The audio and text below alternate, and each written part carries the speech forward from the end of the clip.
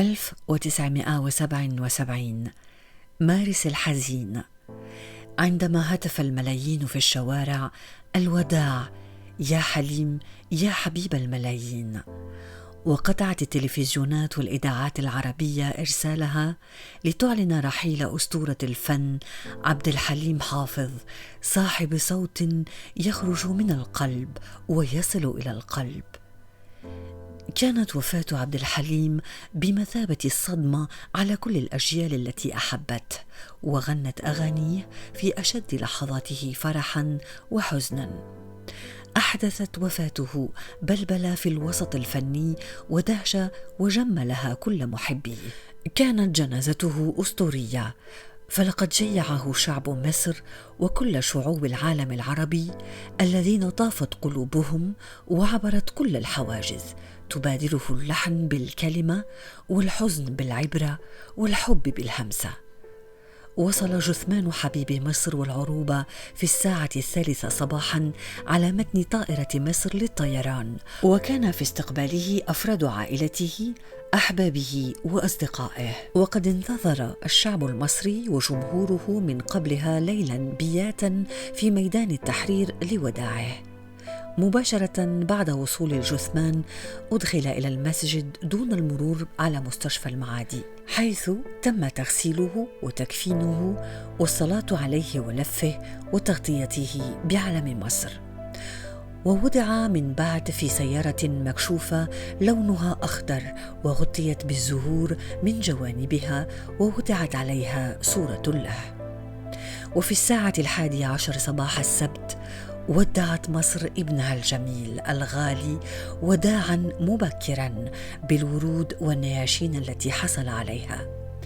كانت جنازة عبد الحليم جنازة أسطورية بكل ما حدث فيها من أحداث، بما فيها تلك الحشود الكبيرة التي خرجت لتودعه، وبلغ عددهم ما يزيد عن 3 مليون، والعدد الكبير من الوزراء، حيث تقدم الجنازة رئيس وزراء مصر ومندوب عن الرئيس السادات والوزراء وكبار رجال الدولة وكل وزراء الإعلام والثقافة من الدول العربية ومندوبين عن الملوك والرؤساء من الدول العربية وبعض السفراء الأجانب. كان المشهد رهيب، رسمي وشعبي، وسط صراخ وعويل الملايين ومحاولات الانتحار، وهذا لم يحدث مع أحد أبدا مهما كان. كانت جنازة عبد الحليم حافظ من أكبر الجنازات التي شهدتها مصر والشرق الأوسط خصوصاً، بكل مشاعر الحب والحزن وانفعالات الناس الصادقة وقت التشييع.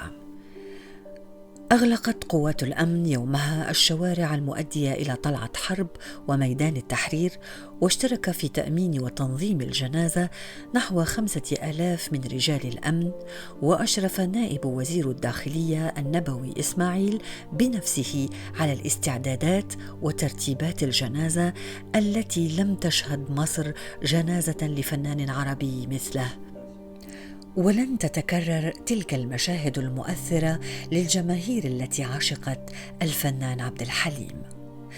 توفي الفنان عبد الحليم حافظ عن عمر يناهز 48 عاماً بمستشفى كينغز كوليدج بالعاصمة لندن بسبب الدم الملوث الذي نقل إليه حاملاً معه التهاب كبدي فيروسي الذي تعذر علاجه مع وجود تليف في الكبد ناتج عن إصابته بداء البلهارسيا منذ الصغر. كانت أول مرة عرف فيها عبد الحليم بهذا المرض عام 1956 عندما أصيب بأول نزيف في المعدة.